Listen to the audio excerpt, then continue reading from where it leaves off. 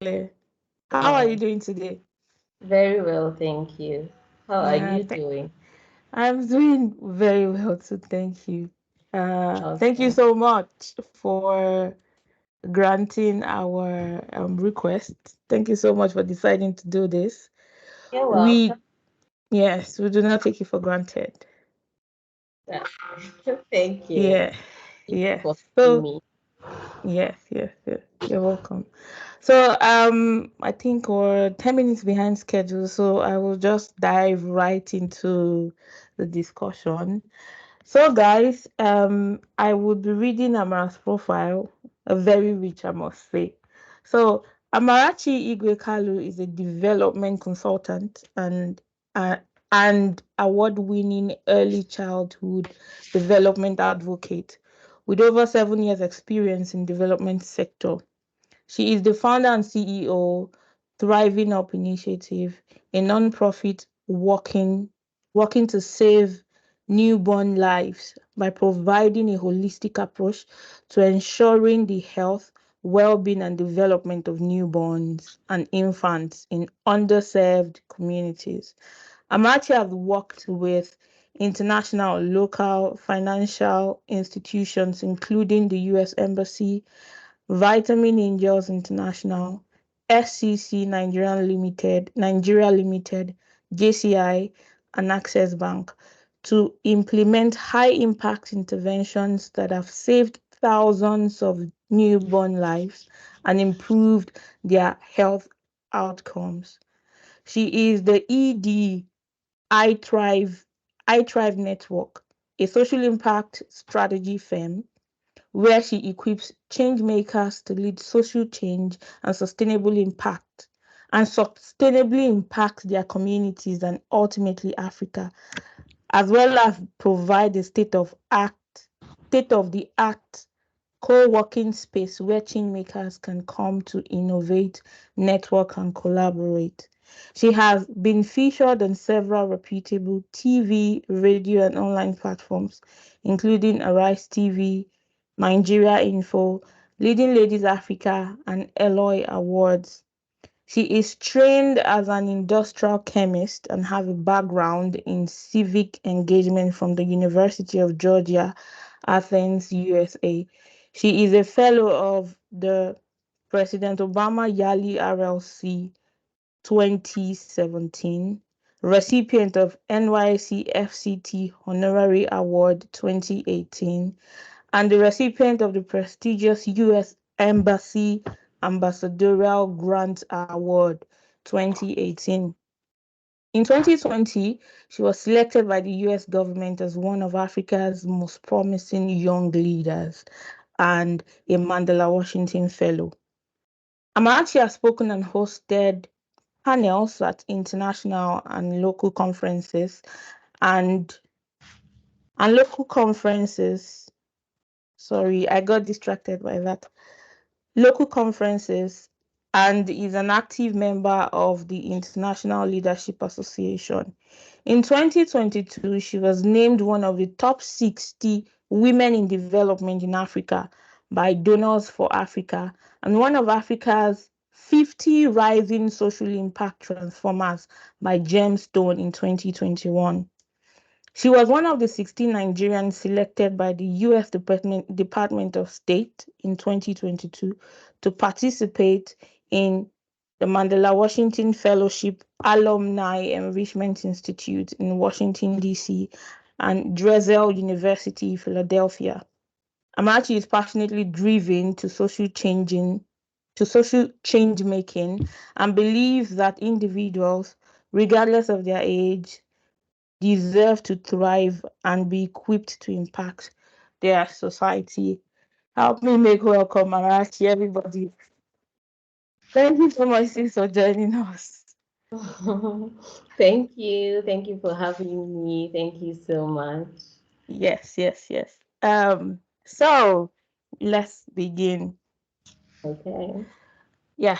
So, my first question would be this. So, the topic of today is turning your ideas into thriving ventures with proven strategies. And from your profile and even what I know before now, I know you have like 2 different enterprises that have been doing well so far. Yes. So with this knowledge, because I mean, it's not easy to run even a single enterprise, let alone two. So that's why I actually chose you for this particular topic to be our guest speaker. So then, my first question is this: how did you conceive the idea of your NGO and I Thrive network? Like, what were the events that happened that put the ideas in your mind? Okay, awesome. Thank you again for having me. The room is quiet. Can everybody just unmute and say just hi? Just hi. Let me know that people are in the room. Okay, guys. Like just say hi, and then we can proceed. Okay, so everyone, please unmute, say hi, say hello, so we know Hello. that. Hello, good evening. Yes. Hello. Hi. Ian. Thank you. Thank you. Thank you. Hello. Hello. Thank you. Exactly. Now I feel like okay, thank you guys so much. I feel you now. I feel your presence. I feel Yes, I'm yes, not yes. just seeing circles. People are here.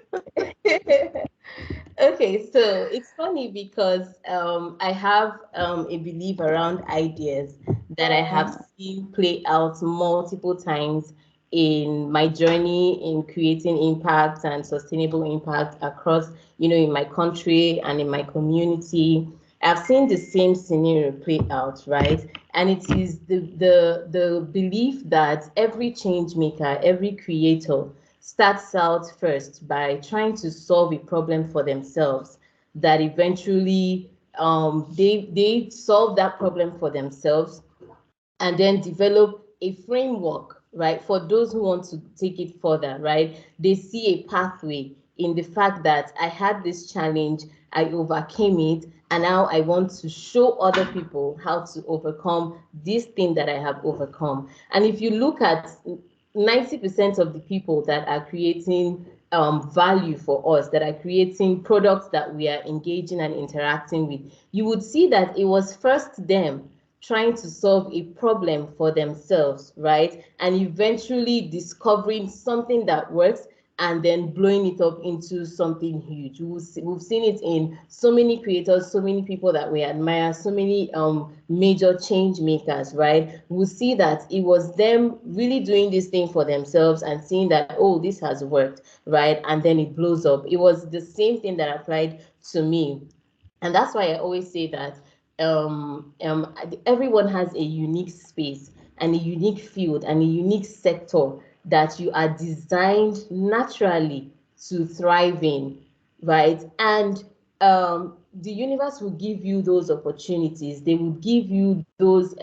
It will come. It will first come to you as challenges that you overcome, right? If we look at what we call the hero's journey, it's always someone that encountered a challenge and then you overcame that challenge and you saw a framework that worked. So this worked for me when I wanted to start my nonprofit, right? It was me. It was a challenge that I had when I got married really, really, really, really, really early in my very early 20s, right? Very early 20s, before I even turned 23. I just graduated from school and I got married. And then I started to think, and then I took in 3 months after, my wedding, and I knew next to nothing about caring for babies. I knew next to nothing about pregnancy, nothing, absolutely nothing. I just knew that people get pregnant and they have children, right? So being the type of person that I was, who is very, very forward thinking, right? I started to prepare myself for the whole experience of pregnancy and childbirth, and afterwards caring for the newborn.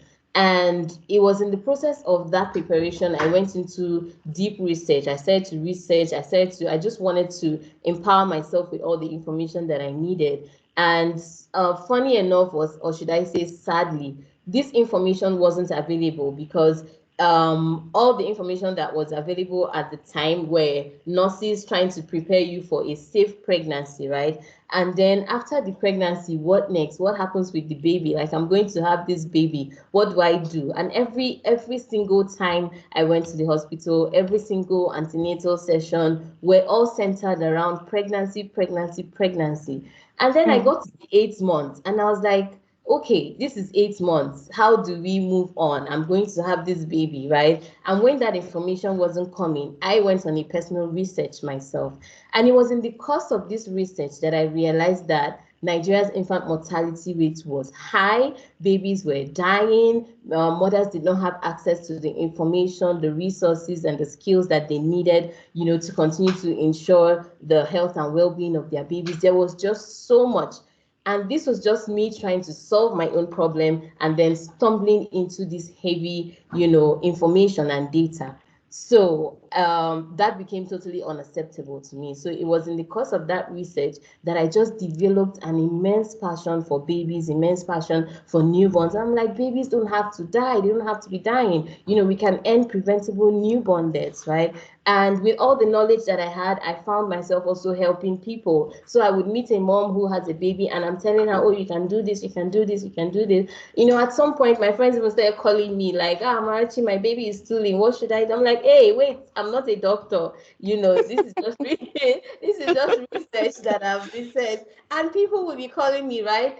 And I realized that every time I told somebody what to do, it was always successful. They did it and it worked. They did it and it worked. They did it and it worked. And I said, you know what? I want to teach more women this thing that I know. I want to tell more women this thing that I know. I want to teach them how they can, ensure the health and well-being of their babies. And that's how my nonprofit was born. Because I took a step, I went to a hospital, I wrote to them seeking their approval to teach. Okay, I thought to myself, where will I find these people that need this information, right? And the first place to find them was in clusters, and that was in hospitals. So I said, okay, I'm going to start from hospitals and start talking to them, right? And that's how I wrote to a hospital. And as you know, to my greatest surprise, they approved because I wasn't even expecting them to approve it. Yeah. I Them understand to that. approve it, right? Because I hadn't even started. I just wrote to them like I was a full-blown non-profit. At the time, I wasn't even registered. I just had a name, and I knew that this was what I wanted to do, to educate mothers on, best practices for newborn care. And that's how I wrote to them and said, we're an NGO and this is what we do. So they approved it. They gave me a date, gave me a time, assembled all the women. I was like, da da da, this is it. It's time. So because I was so young, right? I had to call an aunt to go with me and do the introduction because I was just imagining like these are grown women and women that are having babies, and then you come and you're looking so young and this and you're, Tiny. do you understand? So Yeah. I came with my aunt and she did the introduction and she said, don't look at her like this. So she has a daughter, or her daughter is almost 2 years or 3 years. So she's going to talk to you. So that was how she did that first introduction. And I held that session. There were over 40 women there. And it was an awesome session. So many questions, so many answers. And I was answering all their questions. You understand? Oh. Even the nurses that were there were like, wow, do you get? And it was just basically research, right? And that's how we kicked off. After that, I went to so many other primary healthcare centers. I discovered what other, aspects of the problem were, because you want to do a holistic research to understand what is the root cause analysis, right? What we call root cause analysis, like what is the actual cause of this problem, and where in this problem, what part of this problem do I want to focus on, right? So the problem would definitely have different facets of it, and then based on your experience, based on your research, based on your skills, you can decide this is where I want to come in, right? And so based on my own experience, I wanted to come in development and survival, right, of newborns, and that's how I Okay. came in. And in the course of that, we continue to research and discover several ways of solving the problem. So from just educating mothers, which was the first way we started, we now started building healthcare centers because we now understood that these babies even need to survive first. Because my problem was how to ensure development. That was my own issue, right? But even before the babies even develop, they have to be born, the delivery has to be safe. They have to be born alive. And we realized that in communities, there were no healthcare centers, you understand? So we started to build healthcare centers in underserved communities. We started to reach out to, stakeholders and all that to say, support us, we want to build healthcare centers. And we started to build. Along the line, we realized that even after building healthcare centers, you need qualified doctors, you need skilled healthcare workers who can deliver skilled care to ensure that newborns are safe. And then that was how our project that is called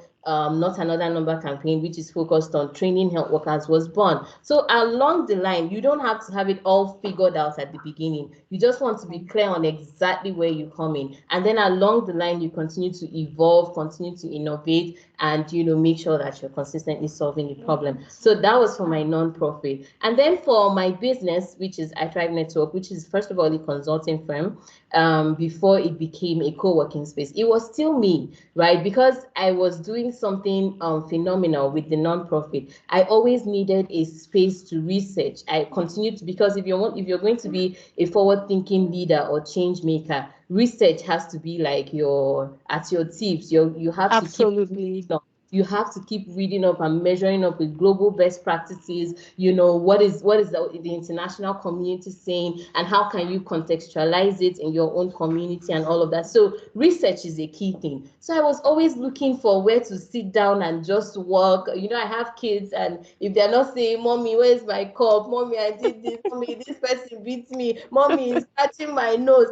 All those kind of things, and it's difficult to focus. Yeah, I absolutely. was always looking for a co-working space, and I stay in Kubwa, one of the suburbs in Abuja, right? And every time I have to work, I have to go all the way to town, to look for a co-working space where I can get internet and just quieting down and do great work, right? And at some point in 2023, I said, you know what? I don't have to do this. Like, I'm going to start the co-working space in Kubwa, Hmm. right? And that idea occurred to me. I played around with it, shared it with my husband, and we just, how ideas come to you, and you're like, nice to do. This is a nice to do. To do, yes, I get it. Yeah, and you don't pay attention to it, right? One day, I was so, it got to me. I had dropped my kids off in school, and the next thing was to go and work. And I was thinking, I need a space. You know what I did? I drove around Kubo. I started to look for a space that I could rent. That was the first step that I took. Hmm. And in the course of that, I found a space, something that worked for, what I envisioned. That's another thing. I call it discerning the energy of your idea, right? I could envision what I wanted. This wasn't a non-profit. This was a business that you would some way describe as luxury, but not Hmm. necessarily luxury, but it was for high-level individuals. That was what I wanted. People who are forward-thinking at the peak of who understand, innovation. I wanted to create a space for them where they can come in and work just like what I was looking for. So when I Hmm. found a space that works like that, I started to develop it from the drawing of the plans. I told them I want high seats here, I want low seats here. I was thinking of the ideal change maker, the ideal innovator. What environment will work for them, right? That's another thing. You want to keep who you're creating value for, right? Once you have an idea, you want to be clear on who this value is for. Once you understand them, then you understand their unique identities, you understand their unique preferences, you understand their motivations. Being an innovator myself and a change maker, I know what an ideal innovator is looking for, right? You Hmm. don't want a busy place. You don't want even the colors have to be aesthetically pleasing. Do you understand? So all of those were in my head as I designed the space, right? And immediately we launched, we have never had a time that we opened our doors and we didn't have forward-thinking, brilliant people coming in. And of course, we made money, thankfully. So that's how the business was launched. It was me again trying to solve my own problem and doing some research and knowing who my persona, who my beneficiary was going to be, perfectly understanding who I was creating the value for, and knowing how to design it. That's why when they walk in, they don't go. They keep coming back and coming back and coming back, and even being the ones telling people about it, because I perfectly understood who I was creating for and shaped it that way. Our lights at iTribe doesn't blink, like it doesn't go off, and it's not like we have it all. It was very intentional. It's a very intentional act that the light. We have three different power supplies. We have solar, we have generator, we have NEPA. The light cannot go off. It is a value that we have. That's why when you're creating also, you write out what are your values, what are your non-negotiables, right? And you find out that when we see major organizations and their core values, you would see that the core values can be intertwined to the values of the creator or the owner or whoever it is. You will see that the things they hold dear will also reflect in the enterprises that they build. So for me, I wanted steady supply of electricity and wanted a cool environment, so even our AC doesn't go off too. It is on. Just everything to make our ideal clients comfortable. We had that in mind when we were building, and that's why it worked as well. So I hope I've not given too much information or talked too much, but yeah, I guess I answered the question. No, you did not talk too much. Like, perfect. I love well articulated. No Yeah. mixing of words. Like, that's absolutely impressive. I am so impressed. Wow, thank you so much for sharing that. That's so good. Completely amazing, honestly. And I'm not even hyping. So honestly. So my next question is this: funding. So raising funds is actually a very important part of any business, whether it is a non-profit or it's a profit making venture. So how were you able to raise funds? Now, when you eventually put structure into your NGO, how were you able to raise funds there? Then for your for the consultancy firm slash Yeah. co-working space, how were you able to raise funds for that? For Yeah. them, yeah. Okay. So I would say it's easier to raise funds for a non-profit than for a business. You can raise funds for a business actually, but a whole lot goes into it.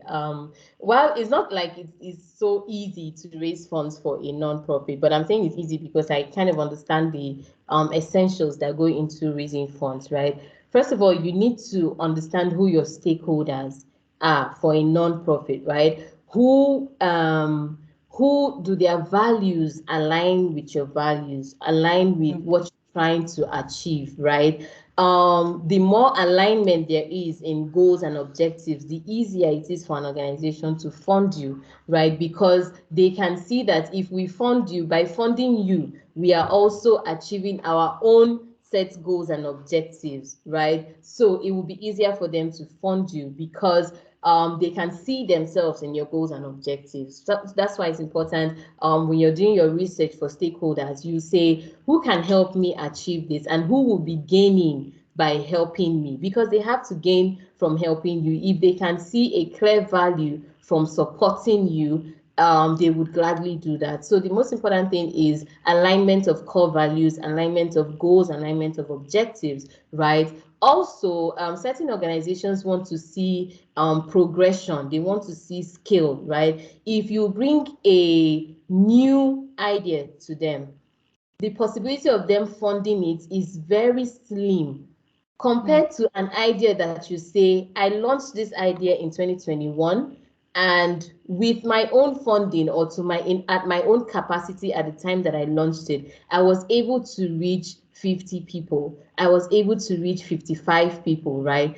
But with the results that we got, and these were the number of people that were impacted, I need your support to do this same thing, but to reach 500 people, to reach 250 more people, right? So once there is the option of scaling your impact, any organization would be willing to fund that because now they have seen proof of concept. They have seen that you did this and it has worked, and all you want to do is to reach a wider audience or expand your impact. Once there is scale of impact, any organization will want to fund you, right? So if you are showing that I've done this before and it worked, now I need you to come in and help me to reach a wider audience, right? That was how it worked for me with the US Embassy. So when I was serving as a core member, I built a primary healthcare center for an underserved community, and I did that as my CDS, right?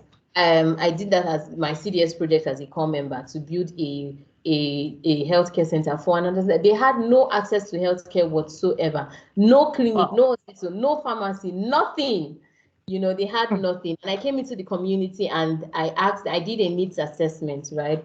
To say, okay, what is the problem that you guys have here? And one of the problems they said to me was that they lack a healthcare center. And being who I am, that's what I said, that ideas usually span from the core of who you are. I don't know if I've said that though, but they span from the core of who you are. So when they gave me all the problems that they had, the one that resonated the most with me was a healthcare center, because at the time I was serving, like I said, I got married very early. I had my baby very early. I hadn't even served. So my baby was like 11 months when I went for youth service. So I understood what childbirth was about and going through labor. And then I couldn't just imagine these women, right, going through labor and they don't have a healthcare center. They have to travel literally 20 kilometers to access healthcare. It was just impossible for me. It was unacceptable for me. So I chose that and decided to build them that healthcare center after I prayed about it too. And I got the go ahead because it was a major project that I didn't just want to take, on my own, just up from my head. So I prayed about it, I got the go ahead, and I decided to build it. So what I did was I asked myself, who can help me build this healthcare center? And I wrote down construction companies, right? Then what I did was I went on Google and I researched all the construction companies in Abuja, wrote down their addresses, went to each of them one by one, prepared my proposal, what I needed, went to all of them. Some of them turned me back at the gate. Some of them don't even collect the proposal from me. Who is this one? I made sure that I went to all of them, right? Some of them just collected it at the gate. The security person just collected it and told me to be going. But I made sure that I was on my NYC uniform, right? For all of them. When I was wearing NYC, I was wearing my complete core member uniform. Like 5/5, or what do they call it? I didn't even wear white t-shirt. I was the one that they wrote NYC. The crested vest. So that's how, because I wanted for them to see that I was a serious person and I needed, So the construction company that helped me, right? When I got there, I just told them I'm a core member. This is what I want to do, blah blah blah. So, cutting the story short, one construction company called me back. Wow. And when they called me back, that was how they sponsored that project with 7.5 million naira, right? Because in this case now, I did not have proof of concept, but what I had was a strong case. Also, I leveraged on the fact that, and why they helped me was because I was findable. I was under the government. If you do that, I was under the government, so it was easy for them to find me because I was a core member. That's why I tell people, don't joke with your NYSC. Use it, use it, use it. That uniform is power. Use it very well, right? So I used that, and because I succeeded in that project, right? There was also the prayer component as well. I prayed and God gave me favor. In fact, after I entered of the place and came out, the security man told me, that it was even when I entered inside that he remembered he shouldn't have let me in. I said, sorry, sir, I've entered. Oh my God. That was how that one happened, that they called me back and they decided to, and the person invited me for an interview, right? And when he invited me for the interview, he said, tell me about your project. Another thing is you must understand what you're trying to do. Understand the value that it creates, the value that it's going to provide. Also understand it in the context of national development, right? Don't limit your idea to this is what it can do. Why can it do that? And how is it going to contribute to national development in the long run? So don't ever think that your idea is too small. You must find it in the context of national development. So by the time I finished speaking with him, he was convinced, and then they were able to take up the project. Now, 2 years later, after I did that, I wanted to build another one, right? And then the US Embassy was giving out a grant. And I applied and I said, I've done this thing before. These are the number of people that have delivered their babies in this healthcare center. This is a case study. Also use case studies, right? Case study is that you pick one person that has benefited from your solution and follow the person through. Right. So I could pick one person who I was there when she had her baby in the healthcare center, and she took all her baby's immunizations at that healthcare center. So I showed her on day one of delivery and 9 months after she had taken her 9 months. And I said, doing this would make sure that mothers not only have access to delivering their babies, but that they can immunize their babies. These babies will grow up to become doctors, engineers, and all that, and contribute to national development, right? So you must have that value creation sorted out. So when I submitted to the US Embassy, I was selected, one of the people that were selected to be funded. Why? Now I had proof of concept. I don't think that if I hadn't done that as an NYSC project, that they would give me $10,000 to do it again. But because I had done it before and they could see impact, they could see, case studies, they could see value, they were able to support. So two things is that make sure that you have proof of concept. Except you're a core member, you might not really need proof of. That's why I say use core member. But if you're not, it will be difficult for any organization to support you if you have not shown proof of concept that you have done this thing before, right? Except maybe is also venture capitalist, or people who want to see the viability, who can see the viability of an idea probably through numbers, but they still require some track record to some extent for them to really go through with it. So that's how we've been able to raise funds. We always do the much we can do at a small scale, and then we go reach out to organizations to say, okay, we want to blow this thing up, and that's how we've been raising funds. Again, we've also worked with organizations that fall into our core values, our align with our core values, our goals, our objectives. So we make sure that they can see themselves in our project. We show them where they come in and how it's going to create value for them as well. So there must be what's the need for them, right? You must show them what's the need for them, right?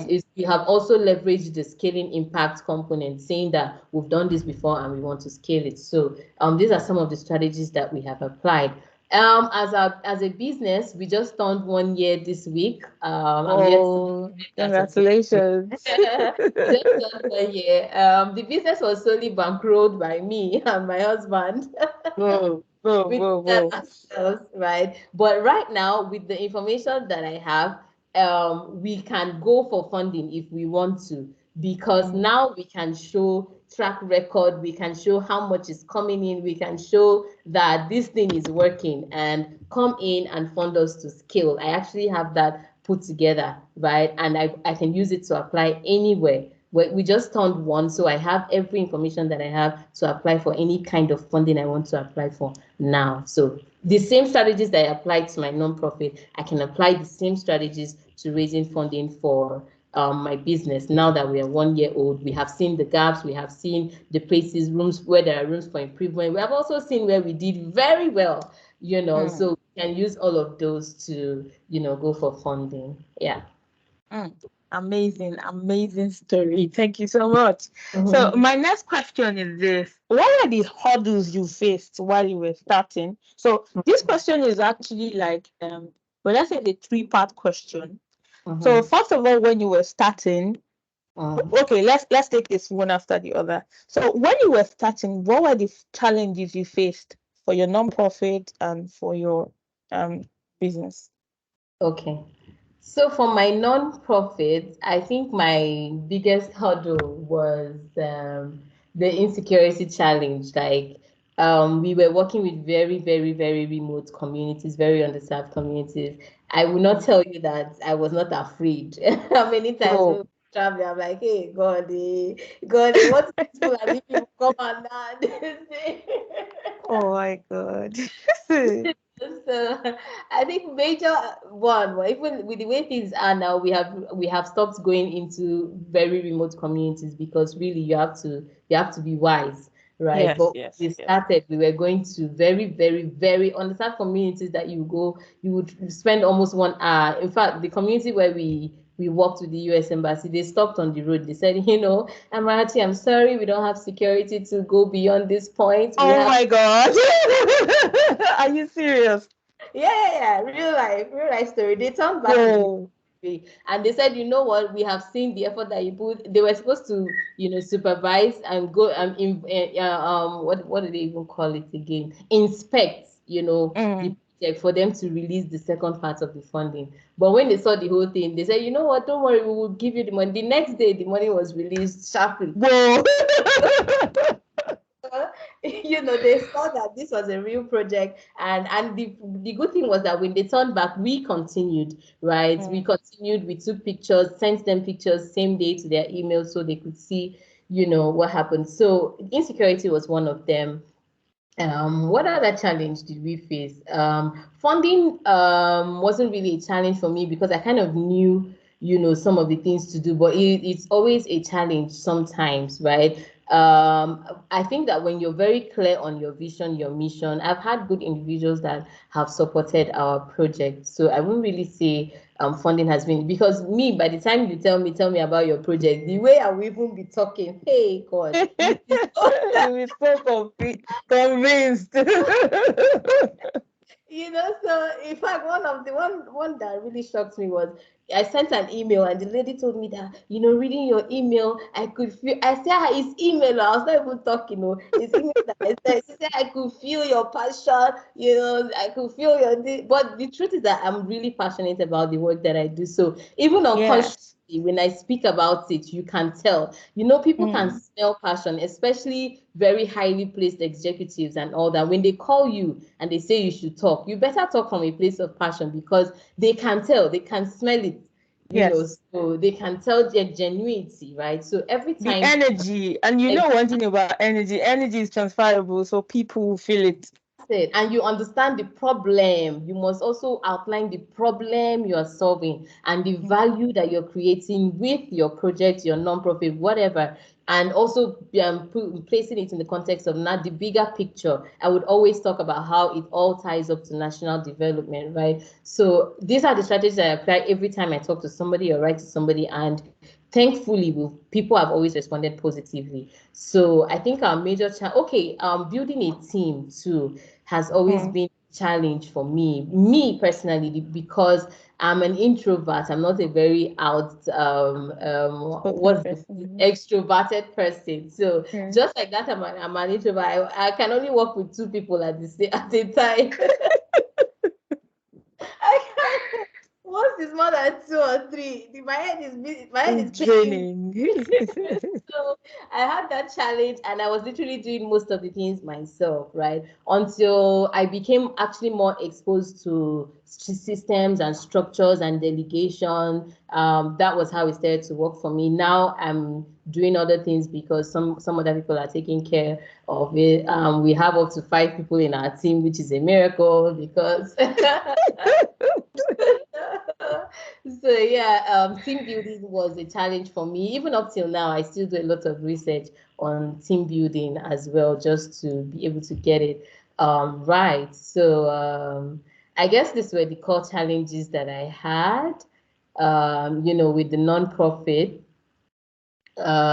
Funding to some extent, the insecurity, also the community members sometimes can be very funny, right? They can be very demanding as well, very entitled set of people. It wasn't the same in all communities, but in different. So you do one for them and they want to place 1,000 on you. They think that government gave you money from somewhere. What are you?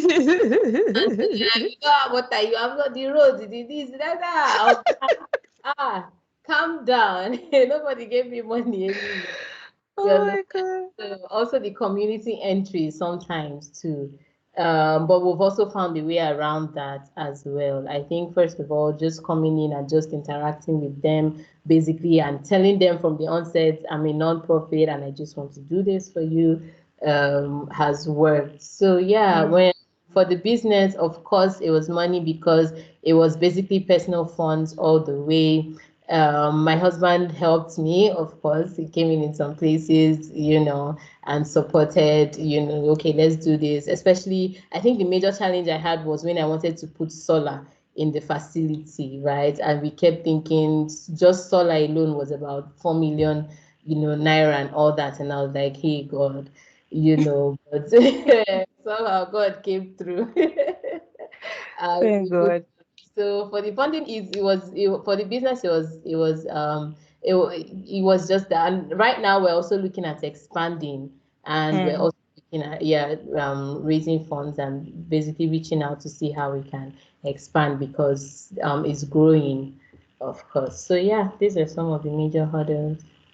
Okay, I think you wrapped everything up already. So let me just leave the hurdle part because I wanted to ask, like, I said the question was in three parts, is in three parts, like the starting out, what like the year you started out, like the one in between, years in between and currently. But I feel like you summed up everything together. Mm, So yeah, so let me just move to the next thing. The next question I want to ask, I feel like you've mentioned this while you mm, were speaking, but I think it's important that we outline this well somehow. Sorry, excuse me. So it will sorry. be so it will be a little bit structured so people can intentionally take notes of them Mm, because it's like the core part of what this topic is all about. mm, So the thing is this, the question is this: what are the strategies you've employed to mm, make sure your businesses or let me just say your enterprises succeed mhm, regardless of the situation in Nigeria? Like mm, whether economic or otherwise, mhm. how? What are the strategies you put in place? Yeah. Mhm. Okay. So for the strategies that we put in place, both for the nonprofit and for the business, we were very clear on the problem that we wanted to solve, right? The value that we were bringing into the space, into the sector, into the niche, into the industry. We were very clear on the problem. We're very clear on the value. I'll just list them out and maybe come back and explain them. So we're very Mm, clear on the problem that we wanted to solve, the value that we were generating or creating, right, in that sector, in that particular sector. So for the nonprofit, it was in the maternal newborn health space, and for the business, it was in the co-working space, right? So we were very clear on the problem and the value that we wanted to create.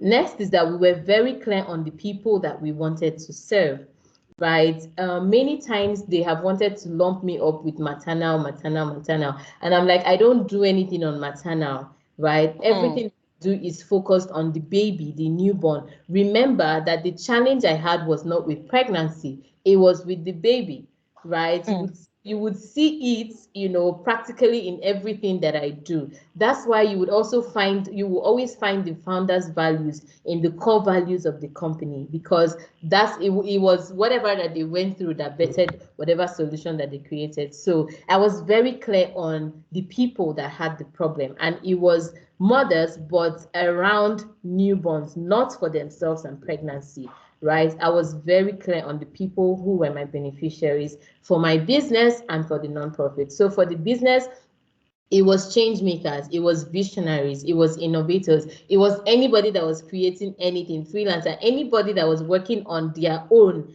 not attached to any company, or even if they were attached to any company, maybe an international organization or something, but they needed space. So I was very clear on who the people I wanted to serve were, right? And then I was very clear on the solution that I wanted to prefer and how I wanted to prefer that solution, right? mm, Very clear on that, very clear, both for the nonprofit, both for the business. For my business, I knew exactly what kind of space I wanted to create. I knew exactly the kind of space that because I understood the people I was creating for, I knew how I wanted to meet them, right? That's why we have complimentary coffee in my office as well.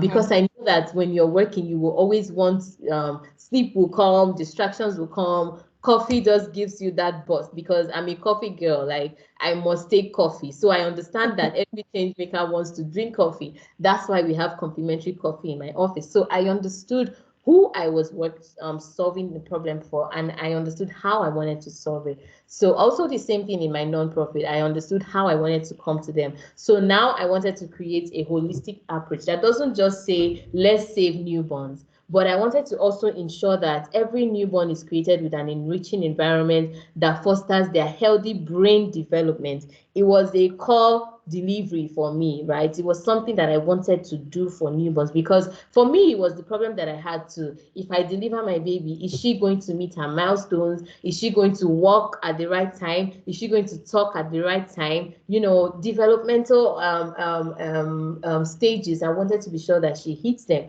So I was focused on what I wanted to, how I wanted to serve my audience as a nonprofit. I wanted to ensure that we were providing a holistic approach such that newborns are delivered, but that they also thrive. It also influences the name of my organization, right? If I want to break down, our organization is called Thriving Up Initiative. Now, in medical terms, if a newborn thrives, right? Excuse me. If a newborn thrives, it means that the baby is doing well physically, right? That's the baby is gaining weight, the baby is eating well, the baby, that is physical development. Yeah. But for me, because I wasn't just focused on the physical development, I also wanted to be sure that psychologically, mentally, this baby is doing well, right? Mentally, you are exposing the baby to scenarios and stimulations that boost their mental capacity, right? Because I also wanted an intelligent baby. So it was important to me. So that's how I called my organization Thriving Up. Thriving Up means that you are doing well physically and that you're also doing well mentally. That's how the name of my So organization came about, right? So I was clear on what I wanted to do.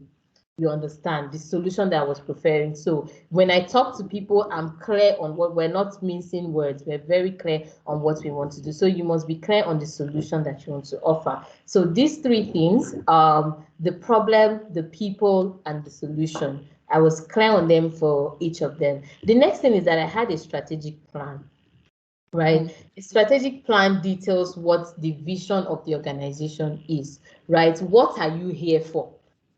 And your vision should not even be more than 15 words, 20 words, really. You should tell me your vision and I would understand. If you see organizations like I think Facebook, Instagram, and all that that says connecting people, finish. That is the vision. You see on social, and if you look at what they do, you would see it in their vision, simply connecting people, right? For us as a nonprofit, it was ending preventable newborn deaths. A world where, Amarachi, yeah. yeah, I'm sorry. I just quickly want to say something. Guys, please, I hope you're taking notes because my own notepad is almost filled up. Oh. I hope you people are taking notes because these are gems. These are like pure gems. Guys, please take note. Oh. Please, Amara, continue. I'm listening. Okay, so you must be clear on your vision. Your vision is one sentence outlining what you want to do, what you are here for, right? What is your goal? What are you trying to achieve in the nonprofit space? What are you trying to achieve in the co-working space? What is it? Outlining it in 10 words for us, right? So for us, it is a world where newborns have an opportunity to survive and thrive. That's what we do as a nonprofit. At the business, it is innovating for nations. We create a space where you innovate for nations. You solve global problems through our co-working space. That is it. So we cannot have people that are solving global problems in a batched space or something. So it influences also the solutions that we offer. So what is your vision in 10 simple words, 15 words, 12 words, 13 words? What are you in this space to do?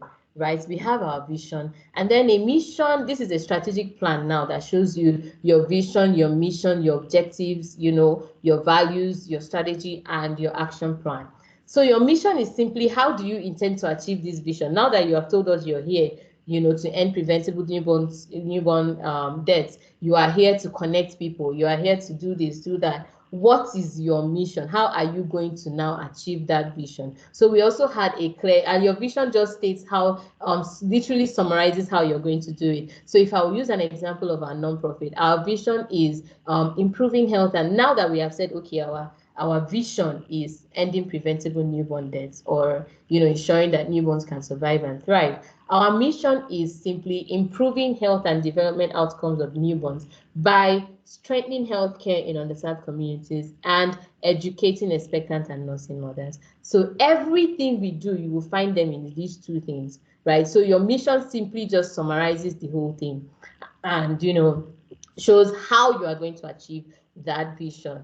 And then your objectives is simply now breaking it down. What are the things that you're going to be doing now to ensure? You said you want to ensure newborn health and development. Now outline the things that you're going to do. So first of all, like I told you guys, we started educating expectant and nursing mothers. Then we started building healthcare centers. Then we started training health workers. So these are now your objectives. You are now literally breaking them down, right? Train health workers, educate expectant mothers, provide healthcare centers, donate neonatal care parks. Everything that you think can solve that problem are your objectives. That's what you're looking to do in that space, right? Next thing is your strategy, right?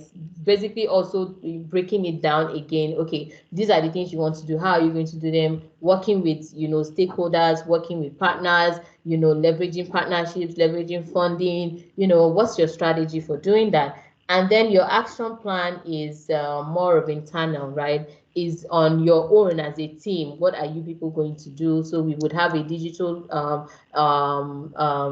sector in our team. We would have a partnership and strategy group. We would have, so these are the various things that we're going to do to ensure that we're able to. So we had a core strategic plan. A strategic plan shows you, has 6 elements, right? Your vision, your mission, your objectives, your strategy, your action plan. 5 elements: vision, mission, objective, strategy, action plan, right? If you are able to flesh out your ideas in this form, you will be unbeatable anywhere you are, any sector that you are, any industry, any niche. If you are able to tell us your vision, your mission, just outline that's your idea, flesh it out in the vision, mission, objective, strategy, and action, you will be unbeatable, right? Your strategy also shows you how you are positioning to win in that sector. So in your strategy, what you would do is to say, where are the gaps? Who is already doing this and what are they not doing? How can I leverage on what they are not doing? Or where can I come in? Where do I have a strength? So when I came into the maternal and newborn health sector, I realized that nobody was talking about newborns. I couldn't even pick out an organization that was focused on newborns, right? And that's how I pitched my tent there. Right, that was the value I was creating. That's why we were able, when we submit proposals, is unique, is a unique context. People are not really talking about it, so it's a unique place. So what is going to be your strategy? Simply outlines your winning, what's it called? Your advantage. What is your advantage, right? Your unique value proposition is in your strategy, right? Is saying, this is where I'm going to, this is the thing that people are not doing that I'm going to do, right? We did it for a non-profit. I'm not going to tell you what we did for our business, but we had where we came in and hooked them and hooked them there. So we had a strategy for our business as well. Do you understand? So you must have, what is that place? Your strategy is basically your entry, your advantage entry point. I will give you a very clear analogy of strategy. Is Big Brother, Big Brother Niger, right? If you see the person that won, she had a strategy. What her strategy was is she picked what her advantage was. She just looked at, all these people are older than me. Yeah. My advantage is that I am 22. I'm going to use it against all of them. Take it, like it or not, that was a key strategy that girl used, right? So you will ask yourself, what she had was her age that others did not have. And once you start to appeal to people that you're a younger person and this why, people will listen. That's, humans work by emotions. Yeah. Everybody functions by emotions. If you hook them on that emotions, you've won. So her strategy was her advantage. What do you have that others don't have? What are you bringing into that space that others don't have, others are not doing? So it will take a lot of research for you to find the gaps and fill it. Even if this is what they are doing, how are you going to do it differently? How are you? That's why I say that there's a new construct for economies and markets that is centered around people and their unique needs and wants, right? Picture the person that will be using this space. What do they really need this space to do for them? And how are other companies not doing that thing for them? Right? One of our core strategies is the coffee that we provide. We know that you want to drink coffee. We also know that not many co-working spaces provide free coffee like that. Free coffee, yes. True. Very true. So that's one strategy that we know you want to drink coffee. We're telling you, see it here, free. By the time, if you want to decide on which co-working space to go to, one thing that will influence your decision is the fact that, hi, if I go to this one, they will give me free coffee. While At I'm least I shall drink coffee, sha. So what is that thing? Picture your customer, picture that person and ask yourself, what does this person want? I'm telling you, if you build anything around people, ideas serve people. Ideas serve people, the identities. It could also be, see what iPhone is doing. iPhone is simply serving your ego need. Your need for ego to say, I'm using iPhone. The rest of us have been what to do with that they are artistic. Do you understand? Picture this person and say, what does this person want? And how are other organizations not? So your strategy is simply your winning proposition. How are you going to stay in that business and they will not swallow you or they will not slap you out of the business? Right? So it's your winning. Look at this girl. She came in, she looked at everybody. All these people are older than me. Nobody is 20, nobody is my age here. Or even if this person is my age, I'm going to use it. And she used it. That strategy. Think about, if I enter this sector, how am I going to win? What is the thing that I have that others don't have?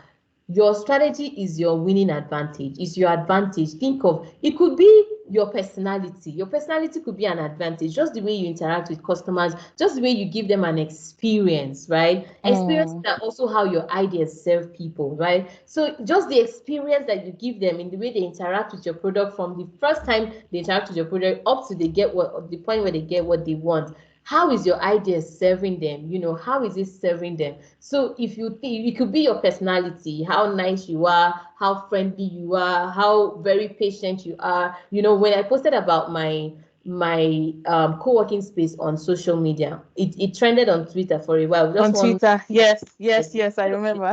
Right? I remember somebody asking me, because I posted the address there. They will come and see the address and ask, please, where's the address? I will answer.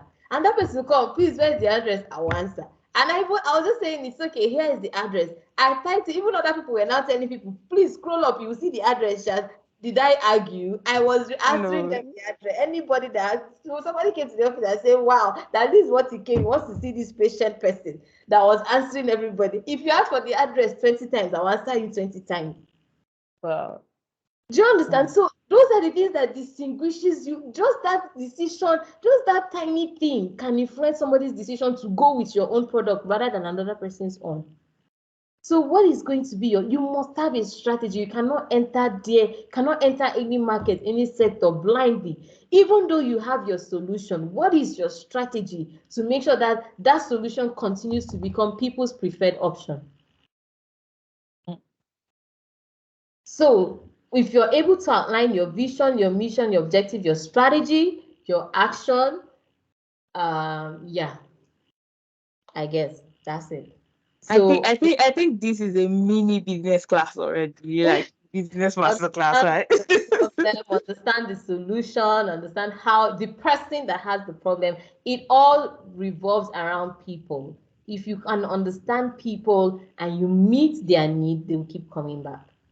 So the people, and then the solution, how you want to solve it for them, and then have a strategic plan that details your vision, your mission, your objectives, your strategy, and your action plan. This was what I did for both of my organizations that help us to keep thriving up until now.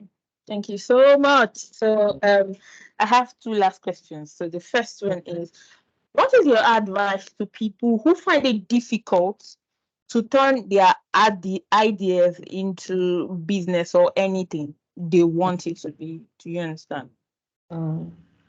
I think first of all is answer the question of the value that you're going to be bringing. By the time you understand that this is what this idea can do for people, it's not somebody that will tell you to go and find how you will launch it.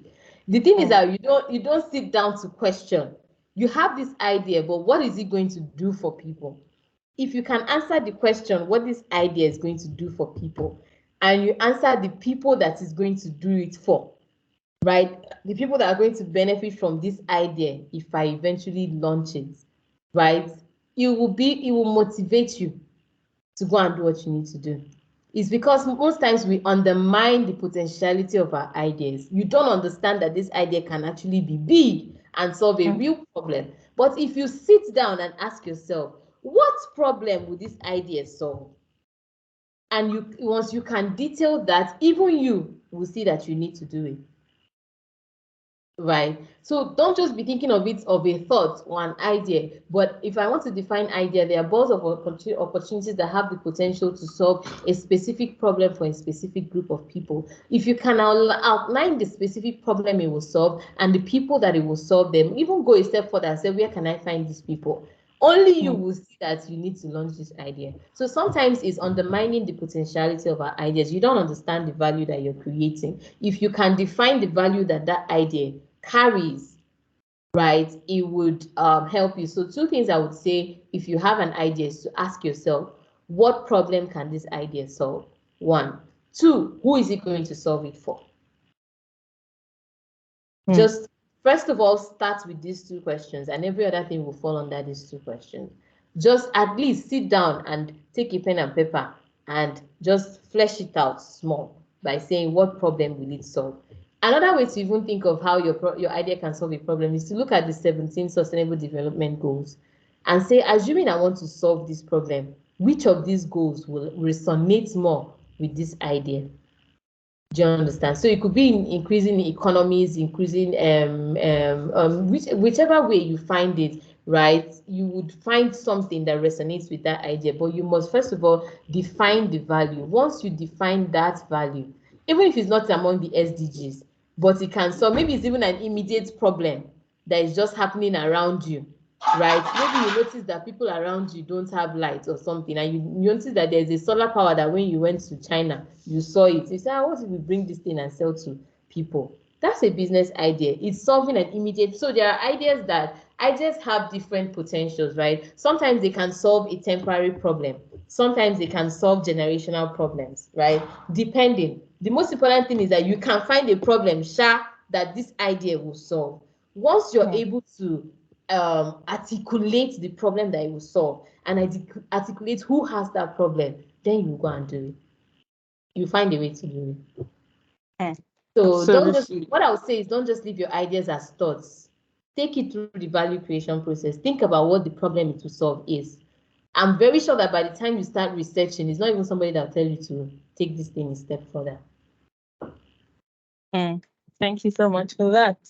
So the very last question, what is your advice to people who are struggling to make their enterprises successful? So it is one thing that you have an idea and you've been able to transition it into like a product or a service. Now the thing is how do you make it? People who are struggling to make it successful, what is your advice to them? It will still come back to, are you meeting a need, right? Who is your customer first? There's no way you know your customer, you know the value you're generating for them, that you'll be out of. Maybe you say you need money to expand it or something. But even at that, they will generate the money. If you can find the people that need this problem, talk to them, ask them questions. Right. One of the key things that we do at iThrive is when you leave, once you walk out, once you come, everybody that comes into iThrive, we ask you for a feedback. How can we serve you better? Right. So once you understand how you can serve the person that has that problem, they will keep coming back, and you can gradually generate money to expand it. So do you even know who your customer is? It's one thing that you created a fine value in your head, but people don't need it. right? You must understand who needs it, and innovate it such that it is meeting the need. It is meeting that person's needs, right? So you must find out, you must be very clear on who your beneficiary is. You must understand them. You must understand what their pain points are. If you need to talk to them, you go out and look for people that have that problem, interact with them, ask them, what would somebody do that will really solve this problem for you? By the time you ask 10 people that, you have found what your solution should be. Just ask 10 people that have that problem and say, what can somebody do to solve this problem for you? Right? That way, that's why nowadays data is like important. Various organizations are collecting data and all that. They are just trying to find out what your problem is, what you are looking for. That's why the moment you type, you say, I need speaker, Instagram starts giving you Sending you advert. you just open Instagram, you will see speakers all over the place. You say, God has answered my question. It's not God. They are listening to what your problems are. Do you understand? They are listening. They are listening. If you can understand people's needs and wants and see how you can solve it, you would always continue to, so I realized that co-working space was a problem. There was no co-working space in the whole of Cuba. And you think I will start one and people will not rush it. It was a problem. So if you find out what is the problem and what would this person, what solution is this person looking for? Hear from at least 10, 15 people and then innovate your idea to solve those problems. That's it. So understand the people that need this. Don't just create value.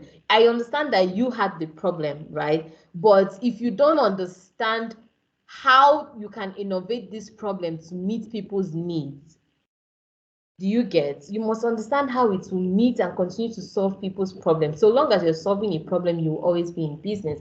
Once you have discovered how, you must first of all discover how to solve it before you now come up with your own strategy that is now going to be different from what other people are doing. So it's really about the people. People are in the center of markets. People are in the center of economies. That's why organizations are looking for how to hear people.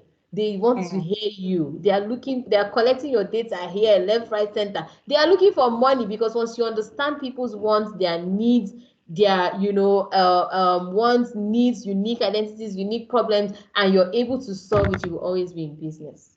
Yes, absolutely. Wow, thank you so much. Thank you so much. Thank you so much, Amarachi. Like, I feel like this is just like a mini, well, I call it a mini MBA or mini something. Like, it's so enriching. Thank you so much for your time. Thank you so much. So guys, please, we have the link to, okay, so I just dropped the link to our feedback form. You can go to the chat. You will see the link to our feedback form, right? You see something I put there. My name is Julia, so you should be able to trace it there. Please kindly click on that link. I don't know if it's clickable now. Someone should help me check. Okay, so Israel just dropped another one there. So you guys should just click on it or copy and paste on your browser. So we want to hear from you. We want to know how to improve this program so that we'll continue to give you guys a value every single time you come on here. So I don't know, do we have people who have questions here so we can quickly take your questions before we call it a day? Please just raise your hand. Use the raise icon. Just let us know. Let me know if you have questions.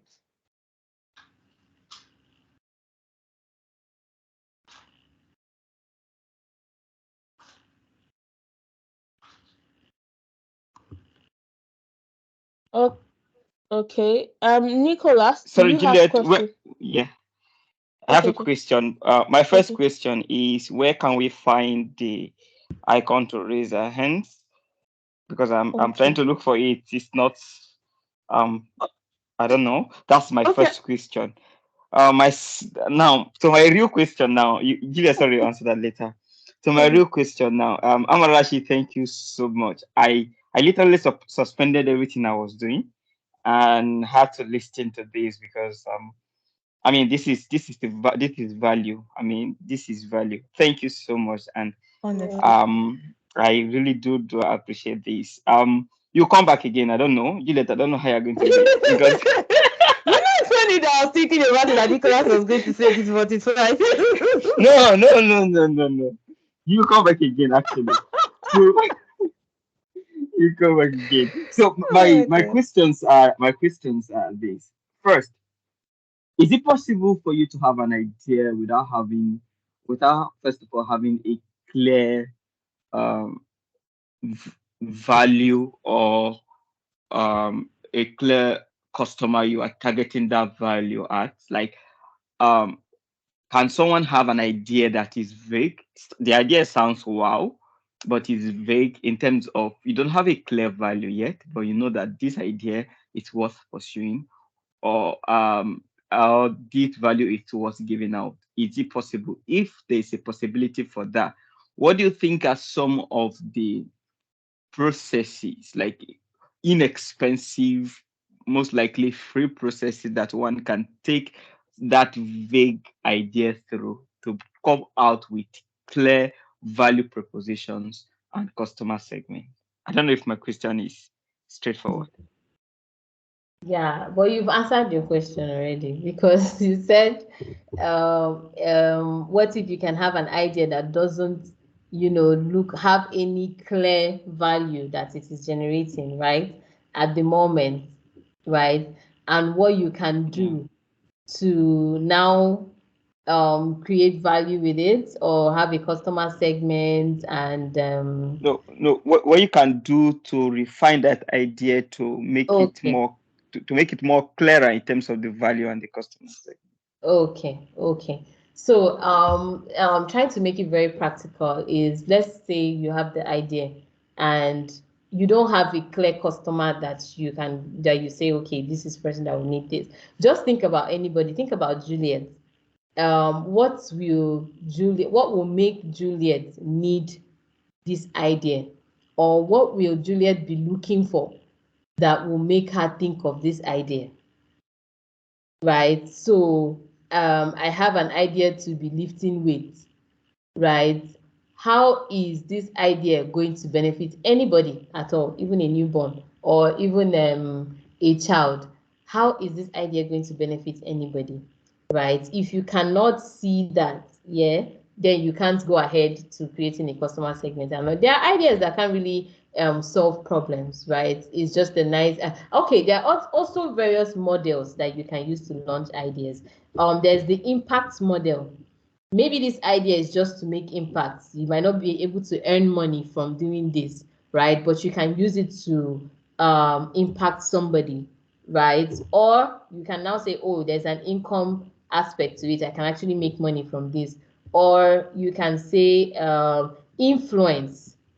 Influence is where you are now doing this and people are believing in it just because of you talking about it, constantly talking about it. They start to like how you're talking about it. They start following you. You can find this model with comedians. They're not really generating any value. They're just making you laugh, right? Or you can even call that a value that they're doing because people use it to relax.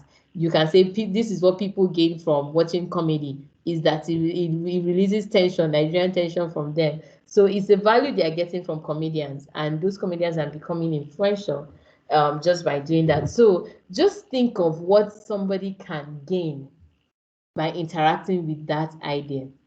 That is the simplest way of thinking of any value that an idea can generate. Is simply, what will somebody gain? Anybody at all gain, right? If you can answer that question, it now leads you to saying, what type of people? Is it business people that will need this idea? Is it even young people that will need it? Is it old people that will need it? But first of all, you should be able to say what value, even if it's not making money, doesn't look like it will make money at the time. But what will anybody be looking for? And this idea will be an answer to them.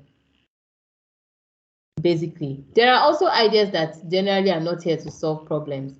So you shouldn't take them further, right? Not every idea will solve a problem. That is the truth. That is fact. Not every idea will solve a challenge, right? So you can just use it as an influence model, such that you are just talking about it and using it to gain followers, or people just like the way you're talking about it, right? If you can't see a clear problem that it will solve. But for you to even go to customer segmentation, you must first of all understand the value. That way you can then decide who are the people that will be looking for that kind of value. Right. So first of all is what value. If you can answer that, value is simply what will people be looking for? If I want to talk about my non-profit now, is anybody who is looking for how to take care of their babies that will look for me?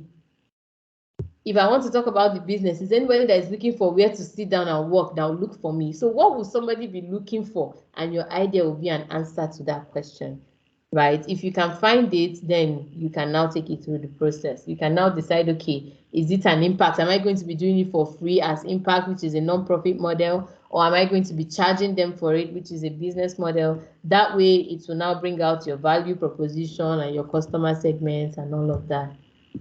But there are ideas too that must not solve a problem. You can just play around with them. I would say push them to influence generation. I hope that answered your question. Hi, Nick. I hope it answered your question, right? Okay, I do didn't we know I have was on some? mute. Sorry. I Okay. didn't know I was on mute. Thank you so much, Amarachi. I got that. So it's either income or impact or influence. Exactly. Or Thank influence. you. Thank you. Yeah. Okay, guys. Any other person? So Nick was asking me how we could raise our hands here. So the thing is, if you're using your laptop on top of your um at the upper part of your screen where the icons are, you see raise your hand here, like a palm. The icon is like a palm or something. Yeah. So you click on it. So that's how you raise your hand. Any other question? Do we have anybody who have question who want to ask questions? Yes, I have a question. Okay, thank God. Please go ahead. Thank you very much. Good evening, everyone, and good evening Mm, to Yeah, our good speaker. evening. You really did well. I really enjoyed this program. So my question is that for someone that is starting a new business, because me actually there's a business I'm into, but I've not been bold enough to start online advertisements. But this year, I've made up my mind to start making noise about it. But sometimes there are some comments or there are some questions that will now kind of source of discouragement. Because I can remember when January started, I started with full energy. I was posting, making designs by myself from the knowledge I gathered from GoTube. I'll go to Canva, make my design from there, then I'll be posting it. But it came to a point after first week I did it with energy. Second week I did it with energy. For third week, I don't know, the motivation become very low. Whereby and I say, why is this and that? I don't know if in such a situation, most especially starting a small business or starting a business online. Actually, I'm into solar installation and electrical house wiring. So, and in such a case whereby uh, you get discouraged at times, I don't know the kind of advice you have for me because I've not been just it is this week that I just start to go back and start to continue what I've started this year. Because I'll have to remind myself that this is what the goal that you have that you're going to take your business serious this year. Why are you getting discouraged? Why are you slowing down the pace at which you're supposed to go about it? So it is this week that I think middle of this week that I start posting small again. But that energy I started with have gone down. I don't know the kind of advice you have for me. Thank you very much.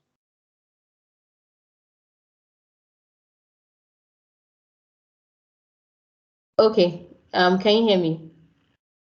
Yes. Yes, I can Okay, hear so you. just to show we're on the same page, I got two things. You said you're into solar installation and wiring, right? Yes, What ma. was the Yes. other thing that you said you were doing for the first, second, and third week? Okay. I was very serious about it. I was posting my previous work, and I Oh, was also making design, oh, advertising my business with full mhm, energy. But it mhm, comes to third week, I became discouraged, as in I became overwhelmed with the whole thing, and I now stopped posting, and the mhm, energy went down. mhm. Okay. Um, so you just have to tell yourself that if you're not in in people's faces, right, they are not going to remember you. For you to be able to serve people, you have to be in their faces unapologetically, right? You don't have to apologize to anybody. You don't have to. Another way that you can do it is tell yourself, I know somebody that started this year with a goal of submitting 200 applications. Do you think that kind of person will submit 10 applications and get tired? You gonna say you never even cut half of your goal. You never even did start. You don't have, you don't even have a goal. But if you tell yourself that I'm going to post 500 of these flyers this year, or you say that every day I'm going to post 10 times every day talking about this thing, you think you will lose steam? You won't lose steam. You don't have a goal. You need to have a goal. You need to have a number in your face. Recently, I know somebody that was planning an event, and I sent him a message. I said, how many people are you, looking at as your cap? Maybe say you must have this number of people in your event. And he said 100. I said, nice. At least you have a number. You must have a number and say 30 days of the month, I should put out 120 posts, which means 4 posts every day. 4 is even small. Assuming you're posting on your WhatsApp status or you're posting on your social media, do you understand? You must be in people's faces for them to remember you. You must. I and my husband also have another business that we do where we sell foreign nuts, right? We have noticed that every time we we send individual messages, products, sale of products increases for that day, because you see somebody that was sleeping and you send them a message and say, ah, it's even true, oh, let me even buy macadamia, because you But sent them a message, right? Or let me even buy almond, right? But you did not send any message and you are getting tired. You need to send, you need to aggressive marketing right now. People are distracted in so many ways, so you need to be in their faces. You need to be, so tell yourself target of how many posts you will make every day. You will see that you can't get tired when you see that I'm not even gonna have. Do you understand? You must have a goal of a number of advertising materials that you will put out every time. Also, create a broadcast. People are in my DM sending me all kinds of messages. At some point, I said I will block. At some point, I can't block all of them now. But they are sending you their messages. They're sending you their messages, right? You are seeing it. The one that meets your need, you order. The one that doesn't, do you understand? So you must be in their faces. Also, be prepared for, not very pleasant responses. Do you understand? Prepare yourself for the worst case scenario, right? And then if you prepare yourself for the worst case scenario, hopefully you will never get there. So you must have a goal and you must practice aggressive marketing, right? You must tell, even when you don't have steam, especially when you put it on a routine, set reminders that tells you it's time to post the third one, it's time to post the fourth one. So you can even post it without emotions, just post. But you must also try to have emotions attached, because people are connect to emotions. Also, don't just post blindly, post the value, right, that this thing will generate, and bring it down to the smallest value that somebody can get, even as much as having a solar powered torch, that when you wake up in the night, so that you don't go and match cockroach, get your solar torch, solar powered torch lights, right? Break it down to the minimum. Do you know that you can even enjoy the cruise of AC with a solar powered air condition, Do you understand? So bring it down to relatable terms that people can relate with. Don't make it so high-handed or high-sounded. If from our co-working space, I can say, you know that if you sit down in your own house and you're working, you will sleep off. But in our co-working space, by the time you see driven people working with you, sleep stands no chance with you, and you will be productive and deliver on all the assignments that you have, right? So continue to put the value in front of people. Why should I buy solar? Why won't I use a generator? Why won't I wait for light to come? Why won't I even manage candle? So continue to put up the value that your product is serving and don't get tired. You can't afford to get tired. Imagine what is on the other side of when you have many people. Imagine the millions that you can make, right? Visualize the end goal. Why do you even want to post? You want to get customers that will pay. Imagine millions in your account. Do you know that it is possible? It's actually possible. So let that vision motivate you every day to post.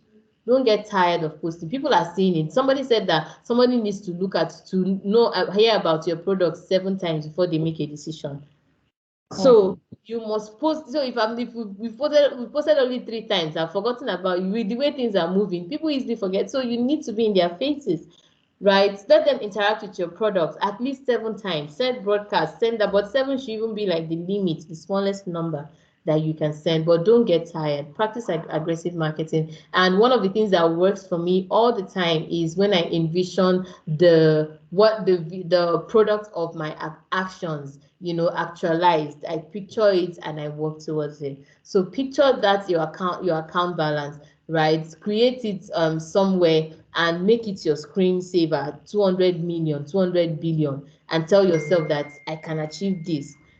Break down the value that you're creating into relatable terms. Break it down to why an average person sitting in their house will decide to get solar, right? I'm sitting in my house. Why? Even if it's because of fan in the heat. Do you understand? Why would the average person want to get solar? Make sure that you're creating, think of the various value that people can gain from interacting with solar, both from electricity, both from environmental cooling, both from ability to cook, whatever that solar can do. Write out the 10 things that having solar can do, and create content around those 10 things and use it to sell your products. Well, thank you so much. Okay, so Thank you so much. Ajarat's hand is up. Okay, so Ajarat, please, you can speak. Okay, just before Ajarat says something, I want to quickly chip in something. When I started my wig business, I posted every single day consistently for 5 months before I made a sale. 5 months consistently, I didn't sell anything. The person that even bought from me was my younger sister. That's the truth. 5 straight months, every single day, and I didn't sell anything. So that's just to encourage you that business is not easy. No matter how lucrative people make it sound, it's not exactly easy. So consistency will always win. Just try and show up, no matter how discouraged you're feeling. Yeah. So Ajarat, please. All right. Good evening, everyone. Thank you very much, Ma. Thank you. I've gotten a lot of value from this section. It's amazing. So my question now is, okay, what advice do you have for someone who is into business, like 2 years old? The business is 2 years old and they still struggle with sales and growth. Like they've not been growing, like really, really growing, and they put a lot of effort, a lot of invest money, time, energy, and everything to that business, but it is not really growing. What advice do you have for that kind of person? So the first question I want to be clear on is, has anybody patronized the business at all? 1 person, 2 people, 3 people? Yes, of course. Okay, so it means that the business is viable, right? I think these days, one thing that we need to do is to be intentional about being visible, right? Visibility, being in the faces of the people that need the product that we offer, right? Sometimes you may need to go out of your way to do a sponsored ad, invest in advertisement. I have a budget that I'm creating for. In fact, I'll tell you, I'm going to spend no less than 300,000 on advertising our co-working space. That is already doing well, right? But we want to invest in that. Because I have a goal, also have goals. My goal is that every day we would have not less than 5 people using the space at a time. So if I have that kind of goal, then I have to invest in the commensurate visibility that it requires, right? We also have billboards set up at different points in Kubwa, right? That's just one of it. You have to be visible to the people that need them. The people that need your products are losing sleep because of it, but they don't know that you exist. So we must intentionally invest, even if you don't have the money. Do you have 5,000? Do you have 2,000, 3,000, 4,000? Invest in an ad, or tell your friends, please post this on your status. There's no shame. There's business is shameless, right? Talk to people and say, please help me post this. Please help me post this. Please help me post. My customer may be in your in your contacts or something. Post on your status, post on your social media, talk to people to help you share whatever. It will even help you to find the people that are interested in your well-being, because those that will post don't mind me. but you need to be intentional about being visible to the people that need the product. Do you understand? Visibility. If you have seen that this thing can actually solve this problem, and it has done it for one person. If a business can solve the problem of one person, that means it can solve 10, can solve the problem of 20, it can solve the problem of 40. Your problem is now how to get it in front of those people. Do you understand? So you might have to look at sponsored advertising, also leveraging family and friends if that is a high call for you, leveraging family and friends, and just continuing to talk about the value that people will gain from spending their money on these products.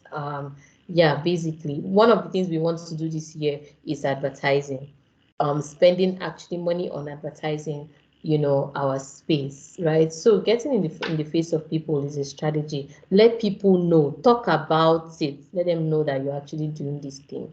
Your customers are out there, they don't just know that you exist. All right, thank you very much, Ma. What about bringing back like old customers or one-time buyers, like to ensure they come back and keep buying? That's the thing. Be in their face. Send them messages. Send them reminders. Send them messages and say, "Oh, Happy New Year, welcome. We still have these prizes, or we've not heard from you. We're checking. Here are our new products that we've added, or these are still our products." Just find a way to reach them. I told you the other business that I do with my husband, it has really worked for us when we send to old time customers. People that patronized it 2 years ago. They're like, you just bring it to their face again and remind them and tell them benefits of Brazil nuts, it's easy extension, this, that. They will buy, especially if they have bought before. Do you understand? They're even a warmer audience to reach out to. So maybe they've just forgotten, or with the Nigerian economy, they have seen shege like this. They can't even buy again. So just reminding them and, being in their face again, sending them reminders will also help too. Thank you, Ma. God bless you.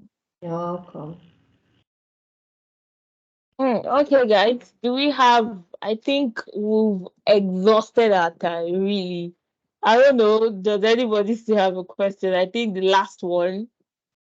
I think The any very other last. question should be forwarded for. I think it's okay. Yes, actually. Let our guests go and rest, please. She has tried. Like, honestly. Thank you so much, Amarachi. It's been such a pleasure to have you here.